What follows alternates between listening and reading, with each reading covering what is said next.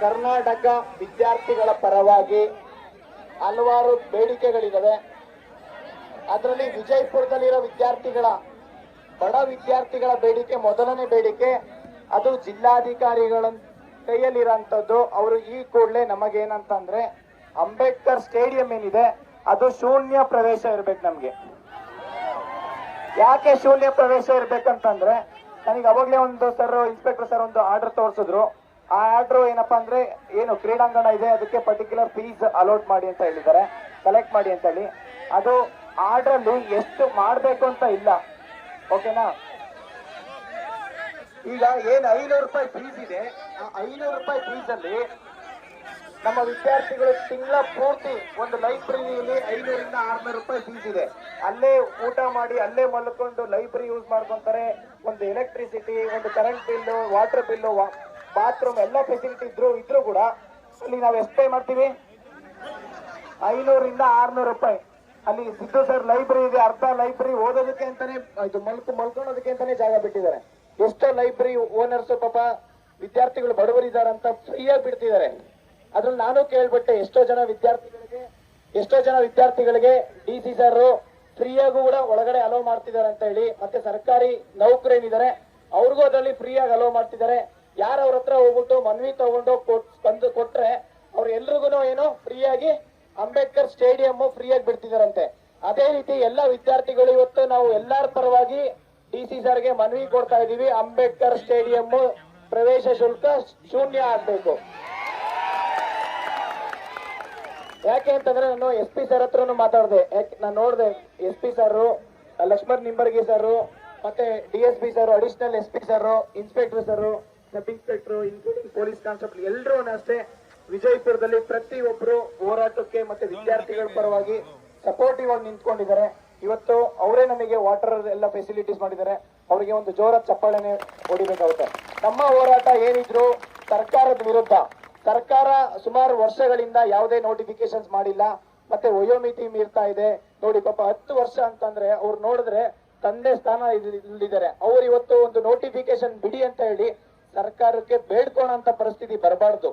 ಯಾಕೆಂದ್ರೆ ಸರ್ಕಾರಕ್ಕೆ ಇವ್ರದ್ದೆಲ್ಲ ಶಾಪ ಏನಿದೆಯಲ್ಲ, ಈ ಶಾಪ ತಟ್ಟೋದಕ್ ಮುಂಚೆ ನೇಮಕಾತಿ ಪ್ರಕ್ರಿಯೆ ಪ್ರಾರಂಭ ಮಾಡಬೇಕು. ತಟ್ಟುತ್ತೆ ಅಷ್ಟು ಈಸಿ ಇಲ್ಲ. ಯಾಕೆಂದ್ರೆ ಇವತ್ತು ಎಷ್ಟು ಒಳ್ಳೆ ಕೆಲಸ ಮಾಡಿದ್ರು ಶಾಪ ತಟ್ಟುತ್ತಂತಂದ್ರೆ ಇನ್ನ ಈ ಎಲ್ಲ ಕರ್ಮಗಳು ಯಾವತ್ತು ಕರ್ಮ ಅನ್ನೋದು ರಿಟರ್ನ್ಸ್ ಆಗೇ ಆಗುತ್ತದು. ಇದ್ರ ಜೊತೆಲಿ ಇವಾಗ ನೀವು ನಮ್ಮ ಮೊದಲನೇ ಬೇಡಿಕೆ ನಿಮ್ ಕೈಯಲ್ಲಿ ಇರುವಂತದ್ದು.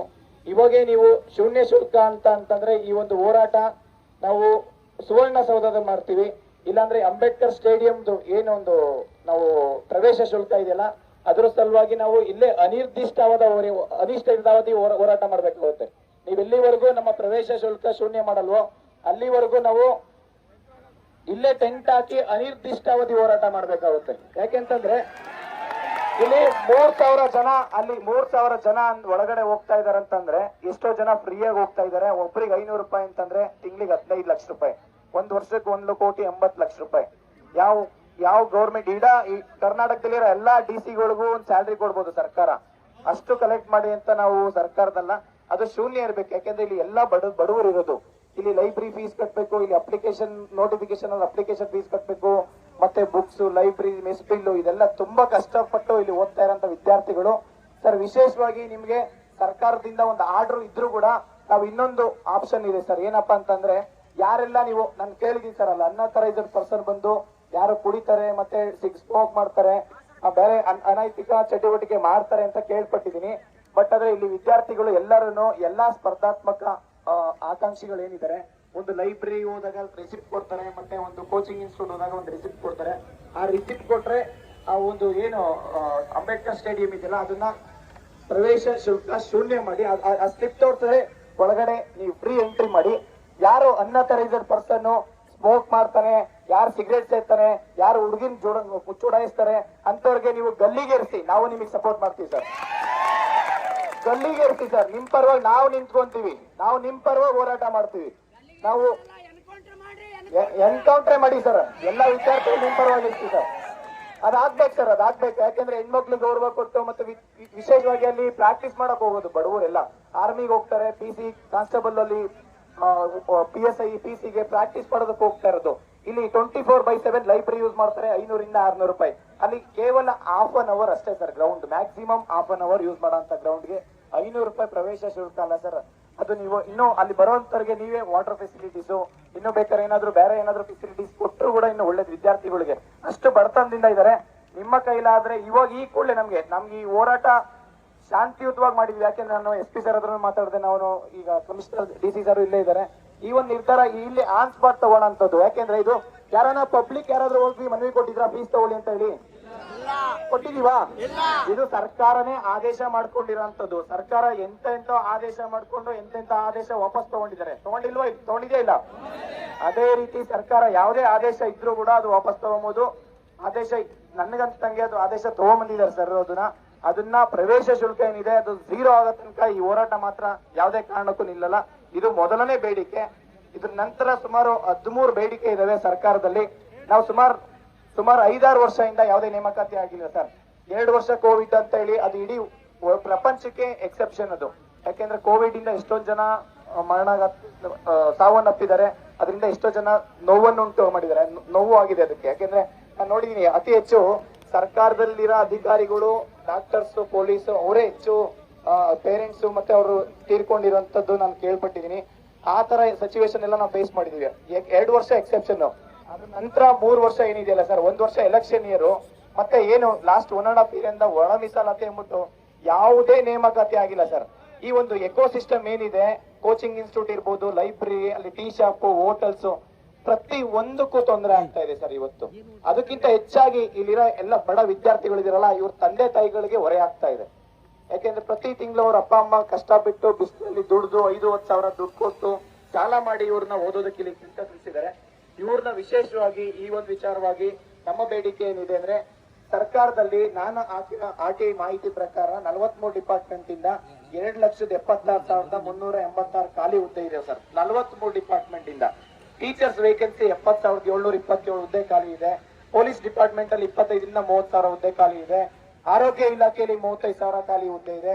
ಕಂದಾಯ ಇಲಾಖೆಯಲ್ಲಿ 11,000 ಹುದ್ದೆ ಖಾಲಿ ಇದೆ ಸರ್. ಈಚ್ ಅಂಡ್ ಎವ್ರಿ ಯಾವುದೇ ಸರ್ಕಾರಿ ಕಚೇರಿಗೆ ಹೋಗಿ 50% ಅಂದ್ರೆ 2-3 ಜನ ಮಾಡೋ ಕೆಲಸ ಒಬ್ಬೊಬ್ರು ಮಾಡ್ತಾ ಇದ್ದಾರೆ ಇವತ್ತು.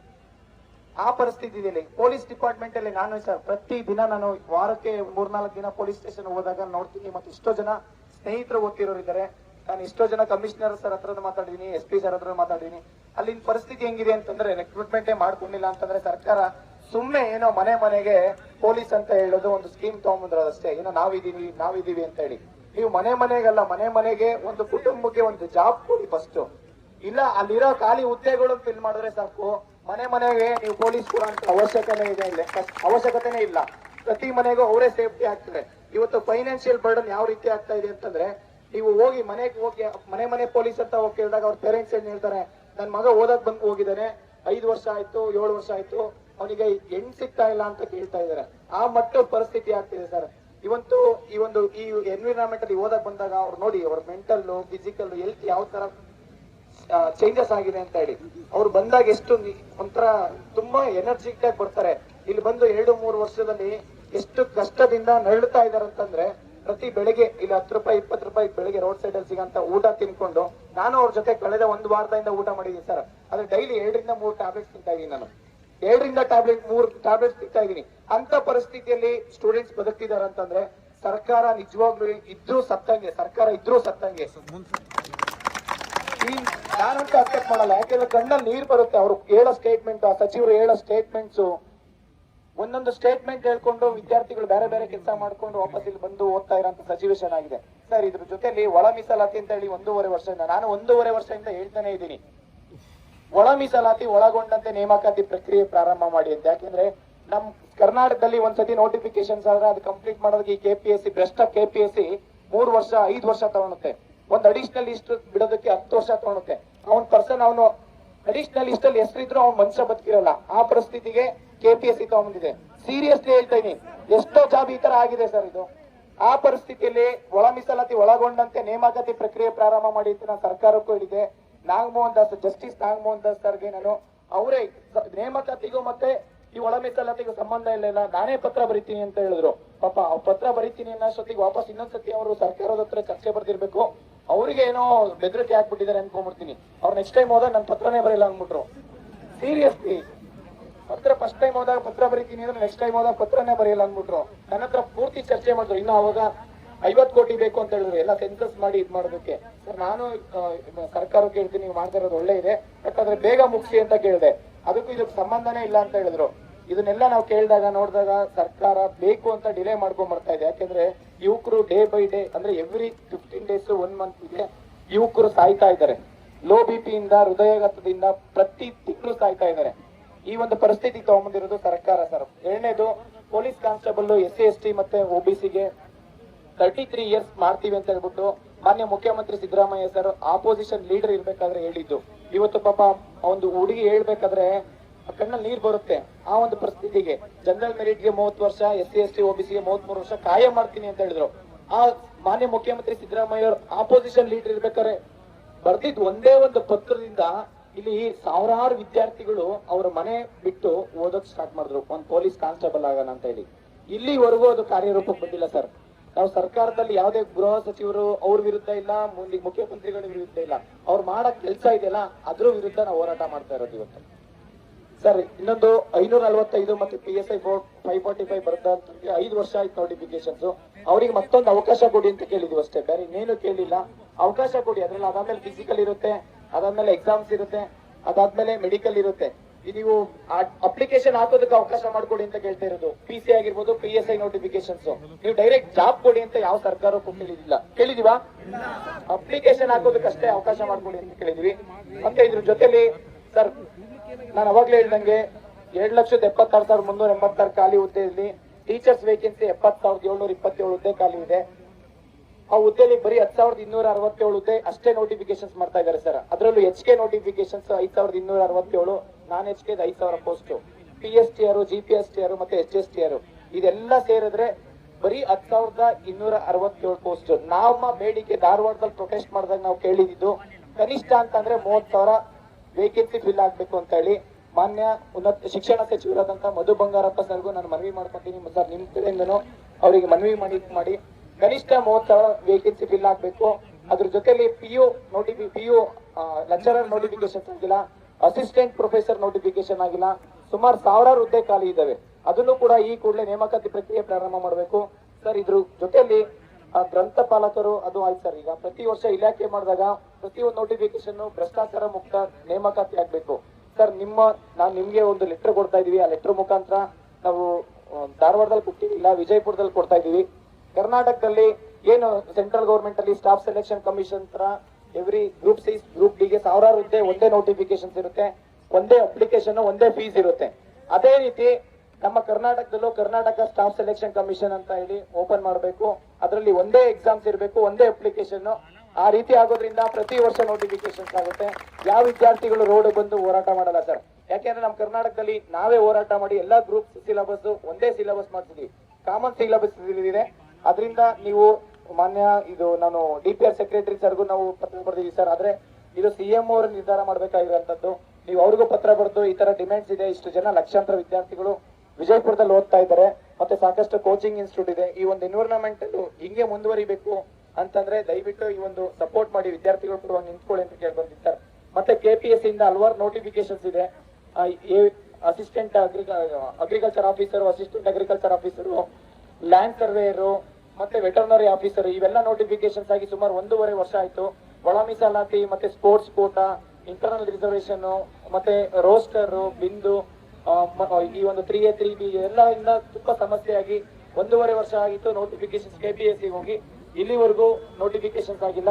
ಆ ನೋಟಿಫಿಕೇಶನ್ಸ್ ಪ್ರಕ್ರಿಯೆ ಪ್ರಾರಂಭ ಮಾಡಿ ಭ್ರಷ್ಟಾಚಾರ ಮುಕ್ತ ನೇಮಕಾತಿ ಆಗ್ಬೇಕು ಅಂತ ಕೇಳ್ಕೊಂತಿದ್ದಾರೆ. ಅದನ್ನು ಈ ಒಂದು ಮನವಿಯಲ್ಲಿ ಇದೆ. ಇದ್ರ ಜೊತೆಲಿ 3A ಮತ್ತೆ 3B ಅಭ್ಯರ್ಥಿಗಳಿಗೆ ಸಾಕಷ್ಟು ನೇಮಕಾತಿಯಲ್ಲಿ ಸಾಕಷ್ಟು ತೊಂದರೆ ಆಗ್ತಾ ಇದೆ ಸರ್. 3A 3B ಅಭ್ಯರ್ಥಿಗಳಿಗೆ ಆ ರೋಸ್ಟರ್ ಬಿಂದುವಲ್ಲಿ ಕರೆಕ್ಟ್ ಆಗಿ ಪಾಯಿಂಟ್ಸ್ ಏನು ಒಂದು ರೋಸ್ಟರ್ ಜಿಲ್ಲಾವರು ಏನು ನೋಟಿಫಿಕೇಶನ್ಸ್ ಮಾಡ್ತಾ ಇದ್ದಾರೆ ಕಳೆದ 5 ವರ್ಷದಿಂದ. ಹೌದು ಸರ್, ಹೌದು, ರೋಸ್ಟರ್ ಪ್ರಕಾರ ಮಾಡ್ತಾ ಇರೋದ್ರಿಂದ ವಿದ್ಯಾರ್ಥಿಗಳು ಮತ್ತೆ ಕೋರ್ಟ್ ಹೋಗುತ್ತೆ, ಅದು ವರ್ಷಾನುಗಟ್ಲೆ ತಗೊಳುತ್ತೆ. 3A 3B ಅಭ್ಯರ್ಥಿಗಳಿಗೆ ಏನು ಜಿಲ್ಲಾವಾರು ಮಾಡಿದಾಗ ರಾಜ್ಯವಾರು ಮಾಡಿದಾಗ ಕರೆಕ್ಟ್ ಆಗಿ ರೋಸ್ಟರ್ ಅಪ್ಲೈ ಆಗುತ್ತೆ. ಅದೇ ಜಿಲ್ಲಾವಾರು ಮಾಡಿದಾಗ ಪೋಸ್ಟರ್ಸ್ ಈ ನಂಬರ್ ಆಫ್ ಪೋಸ್ಟ್ ಕಡಿಮೆ ಇದ್ದಾಗ ಅದು ಡಿವೈಡ್ ಆಗಿ ರೋಸ್ಟರ್ 3A 3B ಅಭ್ಯರ್ಥಿಗಳಿಗೆ KS ಅಲ್ಲಿ ಅನ್ಯಾಯ ಆಗಿದೆ, ಮತ್ತೆ ವಿಲೇಜ್ ಅಕೌಂಟೆಂಟ್, ಫಾರೆಸ್ಟ್ ಡಿಪಾರ್ಟ್ಮೆಂಟ್ ಅಲ್ಲೂ ಎಲ್ಲದರಲ್ಲೂ ಅನ್ಯಾಯ ಆಗಿದೆ. ಮುಂದೆ ಯಾವ ನೋಟಿಫಿಕೇಶನ್ಸ್ ಅಲ್ಲೂ ಇನ್ಕ್ಲೂಡಿಂಗ್ ಪೊಲೀಸ್ ಕಾನ್ಸ್ಟೇಬಲ್ ಇರ್ಬೋದು, PDO, KS ಯಾವ ನೋಟಿಫಿಕೇಶನ್ಸ್ ಅಲ್ಲೂ ಅನ್ಯಾಯ ಆಗಬಾರ್ದು. ಯಾಕೆ ಅಂತಂದ್ರೆ ಮತ್ತೆ ವಿದ್ಯಾರ್ಥಿಗಳು ಕೋರ್ಟ್ ಹೋಗಿ ಮತ್ತೆ ಕೋರ್ಟ್ ಅಲ್ಲಿ ಆಲ್ರೆಡಿ ನಮ್ಮ ಇಂಡಿಯಾದಲ್ಲಿ more than 5 crores pending cases ಇದೆ. ಒಂದ್ಸತಿ ಕೋರ್ಟ್ ಮೆಟ್ಲು ಹೋಗ್ತೀವಿ ಅಂತಂದ್ರೆ ಅದು ವರ್ಷಾನುಗಟ್ಲೆ ತಗೊಳುತ್ತೆ. ಈ ರೀತಿ ಪ್ರಕ್ರಿಯೆ ಸರ್ಕಾರದ ಮಟ್ಟಿಗೆ ಯಾವ್ದೆಲ್ಲ ಸಮಸ್ಯೆ ಇದೆ ವಿದ್ಯಾರ್ಥಿಗಳ ಪರವಾಗಿ ಅದು ಸರ್ಕಾರ ಮಟ್ಟಿಗೆ ಬಗೆಹರಿಸಿ ನೇಮಕಾತಿ ಪ್ರಕ್ರಿಯೆ ಪ್ರಾರಂಭ ಮಾಡಿ ಅಂತ ಕೇಳ್ಕೊಂಡಿರ್ತಾರೆ. ಇದ್ರ ಜೊತೆಲಿ ಆರೋಗ್ಯ ಇಲಾಖೆಯಲ್ಲಿ ಗ್ರೂಪ್ ಎ ಮತ್ತೆ ಗ್ರೂಪ್ ಬಿ, ಗ್ರೂಪ್ ಸಿ ಹುದ್ದೆಗಳು ಸುಮಾರು 35,000 ಪೋಸ್ಟ್ ಇದಾವೆ. ಅದರಲ್ಲೂ ತುಂಬಾ ಜನ ಆಸ್ಪಿರೆಂಟ್ಸ್, ಸ್ಟಾಫ್ ನರ್ಸ್ ಇದಾರೆ. ಅವ್ರಿಗೂ ಅಷ್ಟೇ ಈ ಒಂದು ನೋಟಿಫಿಕೇಶನ್ ಆಗಿಲ್ಲ. ಆರೋಗ್ಯ ಸಚಿವರಾದಂತಹ ದಿನೇಶ್ ಗುಂಡೂರಾವ್ ಸರ್ಗೂ ನೀವು ಪತ್ರ ಬರೆದ್ರೆ ಎಲ್ಲ ವಿದ್ಯಾರ್ಥಿಗಳಿಗೂ ಅನುಕೂಲ ಆಗುತ್ತೆ. ನಾವು ಪತ್ರ ಬರೀತಾ ಇದೀವಿ ಸರ್, ಬಟ್ ಅದ್ರ ನೇಮಕಾತಿ ಇನ್ನು ಮಾಡ್ತೀವಿ ಅಂತ ಹೇಳ್ಬಿಟ್ಟು ಧಾರವಾಡ ಪ್ರೊಟೆಸ್ಟ್ ಆದ್ಮೇಲೆ ಸಾಕಷ್ಟು ಸಮಯ ಆಗಿದೆ ಈಗ. ಯಾಕೆಂದ್ರೆ ವಿದ್ಯಾರ್ಥಿಗಳು ಮನೇಲಿ ಇದ್ದವರೆಲ್ಲ ಧಾರವಾಡ ಪ್ರೊಟೆಸ್ಟ್ ಆದ್ಮೇಲೆ ಓದೋದು ಬಂದಿದ್ದಾರೆ. ಆದ್ರೆ ಇಮಿಡಿಯೇಟ್ ಹೋರಾಟ ಏನಾದ್ರು ಈಗ ಸರ್ಕಾರ ಆಕ್ಷನ್ ತಗೊಂಡಿಲ್ಲ ಅಂದ್ರೆ ತಿರ್ಗಾ ಮತ್ತೆ ಧಾರವಾಡ ಮತ್ತೆ ರಾಜ್ಯಾದ್ಯಂತ ಪ್ರತಿಯೊಂದು ಡಿಸ್ಟಿಕ್ ಅಲ್ಲೂ ಹೋರಾಟ ಆಗೋದು ಬೇಡ ಅಂತ ನಾನು ಕಳಕಳಿಯಿಂದ ವಿನಂತಿ ಮಾಡ್ಕೊಂತೀನಿ ಸರ್. ಇದ್ರ ಜೊತೆ ಅತಿಥಿ ಉಪನ್ಯಾಸಕರು ಸುಮಾರು 6 ತಿಂಗಳಿಂದ ನಾನೇ ಹೋರಾಟ ಮಾಡಿದ್ದೀನಿ ಸರ್. ಅತಿಥಿ ಉಪನ್ಯಾಸಕರು ಇದು ವರ್ಷಾನುಗಟ್ಲೆಯಿಂದ UGC ಅಂದ್ರೆ ನಾನ್ UGC ಅವ್ರನ್ನ ಕಂಟಿನ್ಯೂಷನ್ಸ್ ಮಾಡ್ತಾ ಇದ್ರು. ನಮ್ಮ ಕರ್ನಾಟಕದಲ್ಲಿ ಸುಮಾರು 430 ಫಸ್ಟ್ ಗ್ರೇಡ್ ಕಾಲೇಜಸ್ ಇದೆ. 430 ಫಸ್ಟ್ ಗ್ರೇಡ್ ಕಾಲೇಜಲ್ಲಿ 10,000 ಪೋಸ್ಟ್ ಶಿಕ್ಷಣ ಇಲಾಖೆ ಅಂದ್ರೆ ಕಾಲೇಜು ಶಿಕ್ಷಣ ಇಲಾಖೆಯಿಂದ ನೋಟಿಫಿಕೇಶನ್ ಮಾಡಿದ್ರು. 10,000 ಅತಿಥಿ ಉಪನ್ಯಾಸಕರನ್ನ ನೋಟಿಫಿಕೇಶನ್ಸ್ ಬಿಟ್ಟು ಆ ನೋಟಿಫಿಕೇಶನ್ಸ್ ನ ಮೆರಿಟ್ ಲಿಸ್ಟ್ ಬಿಟ್ಟು ಕೌನ್ಸಿಲಿಂಗ್ ಮಾಡ್ಬೇಕಾಯ್ತು. ಆದ್ರೆ ನಾನ್ UGC ಕ್ವಾಲಿಫೈಡ್ ಅದು ಅಂದ್ರೆ UGC ಅಂತ ಅಂದ್ರೆ ಯೂನಿವರ್ಸಲ್ ಗ್ರಾಂಟ್ ಕಮಿಷನ್ ಅಂತ ಹೇಳಿ ಅಂಡರ್ 1956 ಅಲ್ಲೇ ಎಸ್ಟಾಬ್ಲಿಷ್ ಆಯ್ತು. ಸೆಂಟ್ರಲ್ ಗವರ್ಮೆಂಟ್ ಅಂದ್ರೆ ಪಾರ್ಲಿಮೆಂಟಲ್ ಆಕ್ಟ್ ಆಗಿರೋದು, ಅದೊಂದು ಸ್ಟ್ಯಾಟ್ಯೂಟರಿ ಬಾಡಿ. ಅದ್ರ ಪ್ರಕಾರ ಏನ್ ಆಕ್ಟ್ ಮಾಡಿದೆ ಅದನ್ನ ಸರ್ಕಾರ ಮತ್ತೆ ಯಾವುದೇ ಡಿಪಾರ್ಟ್ಮೆಂಟ್ ಇಲಾಖೆ ಅದನ್ನ ಫಾಲೋ ಮಾಡ್ಬೇಕಾಯ್ತು. ಅದ್ರ ಪರವಾಗಿ UGC ಕ್ವಾಲಿಫೈಡ್ ಆಗಿರೋದನ್ನ 10,000 ಅತಿಥಿ ಉಪನ್ಯಾಸಕರನ್ನ ಗೆಸ್ಟ್ ಲೆಕ್ಚರ್ ಆಗಿ ತಗೊಳ್ಳಿ ಅಂತ ಹೇಳ್ಬಿಟ್ಟು ಕಂಟಿನ್ಯೂಸ್ ಆಗಿ ಡಿವಿಷನ್ ಬೆಂಚ್ ಅಲ್ಲಿ ನಾವೇ ಹೋರಾಟ ಮಾಡಿ ನಮ್ಮ ಪರವಾಗಿ ಬಂತು. UGC ಕ್ವಾಲಿಫೈಡ್ ಆಗಿರೋದನ್ನ ನೆಟ್ ಸ್ಲೇಟ್ PhD ಹೋಲ್ಡರ್ಸ್ ತಗೊಳ್ಳಿ ಅಂತ ಹೇಳಿ ಅದ್ರ ಪ್ರಕಾರ ಡಿವಿಷನ್ ಬೆಂಚ್ ಮತ್ತೆ ಒಂದು ಸರ್ಕಾರ ಆದೇಶದ ಪ್ರಕಾರ ತುಂಬಾ ಡಿಲೇ ಮಾಡ್ತಾ ಇದೆ. ಈಗ 10,000 ಅತಿಥಿ ಉಪನ್ಯಾಸಕರು ತಗೋತಾ ಇದ್ದಾರೆ. ನಾವು ಸಾಕಷ್ಟು ಹೋರಾಟನೂ ಮಾಡಿದೀವಿ, ಕಾನೂನು ರೀತಿಯಲ್ಲೂ ನಮ್ಮ ಪರವಾಗಿ ಆಗಿದೆ. ಅದನ್ನ ಈ ಕೂಡಲೇ ಏನಪ್ಪಾ ಅಂತಂದ್ರೆ ಕ್ವಾಲಿಫೈಡ್ ಇರೋನ ತಗೋಬೇಕು. ಮತ್ತೆ ಇದರಲ್ಲಿ ಸಾಕಷ್ಟು ಈ ಒಂದು PhD ಹೋಲ್ಡರ್ಸ್ ಇದಾರಲ್ಲ ಸರ್, ಅದರಲ್ಲಿ ಫೇಕ್ ಸರ್ಟಿಫಿಕೇಟ್ ಎಲ್ಲ ಡಿಸ್ಟ್ರಿಕ್ಟ್ ಮತ್ತೆ ಯೂನಿವರ್ಸಿಟಿಯಿಂದ ಫೇಕ್ ಸರ್ಟಿಫಿಕೇಟ್ ಆಗ್ತಾ ಇದೆ. ಇದನ್ನ ತಡೆಗಟ್ಟಬೇಕು. ಮತ್ತೆ ಯಾರು ಈ ಫೇಕ್ ಸರ್ಟಿಫಿಕೇಟ್ ಕೊಡ್ತಾ ಇದಾರೆ ಅವ್ರಿಗೆ ಶಿಕ್ಷೆ ಆಗ್ಬೇಕು. ಯಾವ ರೀತಿ ಶಿಕ್ಷೆ ಆಗ್ಬೇಕು ಅಂದ್ರೆ ಇನ್ನೊಬ್ಬ ವಿದ್ಯಾರ್ಥಿ ನನಗೆ ಒಂದು ಫೇಕ್ ಸರ್ಟಿಫಿಕೇಟ್ ಕೊಡಿ ಅಂತ ಕೇಳಬಾರ್ದು. ಅಂದ್ರೆ ಅವನಿಗೆ ಗಲ್ಲಿಗೆ ಏರಿಸಬೇಕು, ಇಲ್ಲಾಂದ್ರೆ ಪರ್ಮನೆಂಟ್ ಕಾಯಂ ಜೈಲಲ್ಲಿ ಇರ್ಬೇಕು. ಆ ರೀತಿ ಒಂದು ಶಿಕ್ಷೆ ಬರ್ಬೇಕು.